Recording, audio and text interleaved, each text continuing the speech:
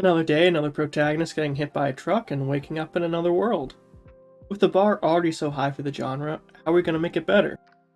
First, let's stop taking the concept of a generic fantasy world and converting it into an isekai by spending 1 minute going, oh yeah, the protagonist originally lived in the modern world, died, and now we're here.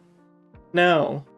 If their past life has no relevance to the story beyond being a way to justify giving them knowledge or broken abilities, then scrap that part of the story and focus on the present. You are allowed to just have geniuses or fighting prodigies in your stories. You don't need to justify it by saying, oh, it's because they're reincarnated. You can even still have them favored by a god. It doesn't need to be because the god got them hit by a truck or accidentally struck them down while they were on the toilet. Then we'll add in some gradual escalation. Baby's first words don't need to be fireball. They don't need to be some magical prodigy or fighting master from the onset of the series. And if we start at the top, then there isn't much room for them to grow. Instead, let them grapple with learning how to access and control an unfamiliar power that they've never experienced in their past life, where they were stuck behind a desk all day. Similarly, start developing their relationships slowly and give the audience some time to feel invested. Start with their relationship with their family and expand from there. If the audience isn't shown a worthwhile reason to believe the protagonist cares about their family, how can you expect the audience to care about them? Let us see how the protagonist views them, and vice versa. Build from there. Maybe the protagonist compares their parents to the parents of their past life. Maybe the protagonist compares their own reactions to how they would have reacted in their previous life. How do their neighbors and community feel about them? After that, it's time for some world building. Instead of slapping the protagonist into a world that feels empty or like it only exists for them, make the world feel alive and lived in. Give the world and regions histories, diverse cultures, even conflicts where necessary.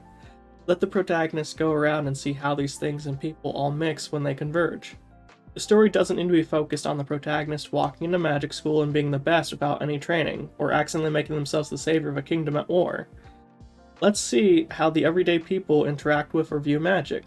Focus on what makes the settings unique versus generic Magic Kingdom number 1000 trademark. Not everything has to be explained, but give the audience enough hints to go off of that they can piece together for themselves about the world and what might be going on outside of the protagonist's journey. Of course, we'll also need to let the protagonist have some agency and choice. Instead of the protagonist doing things just because they're being dragged along by some external force in the story, let it feel like they're actually weighing their options and coming to a decision. Give them the ability to make choices and let them face the consequences, both good and bad. If the consequences are bad, make the protagonist have to work around that new handicap instead of immediately subverting it.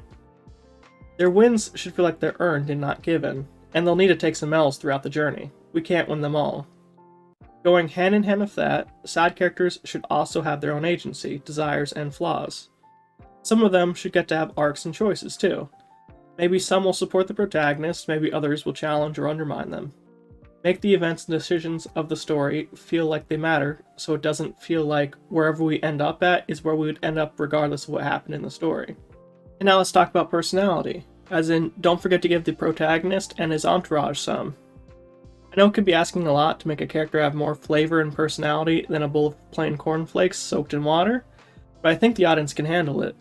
Likewise, it just might be okay if all the entourage don't share the same personality, like they all exist solely for the protagonist, especially if they just met them. Let the supporting characters be more than just a series of cliché templates with no substance. Not everyone has to lust after the protagonist or instantly become their best friend.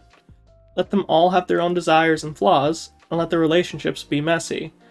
People get into arguments, mistakes get made, sometimes out of good intentions. Let the party have disagreements, doubts, conflicts.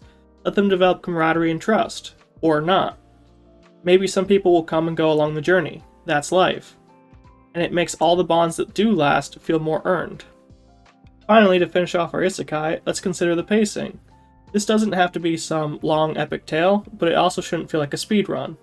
We don't need to rush through each milestone of the journey from one big showdown or power-up to the next. Let's explore this world that we've built, and the bonds within it that our characters are forging. Give things time to breathe, and build to something we can all enjoy. If more isekai were approached like this, instead of as a shameless cash grab, then I think we'd all have many more series that we could love and point to as examples of how great the genre can be. My name is Verisi Militude, and thanks for watching.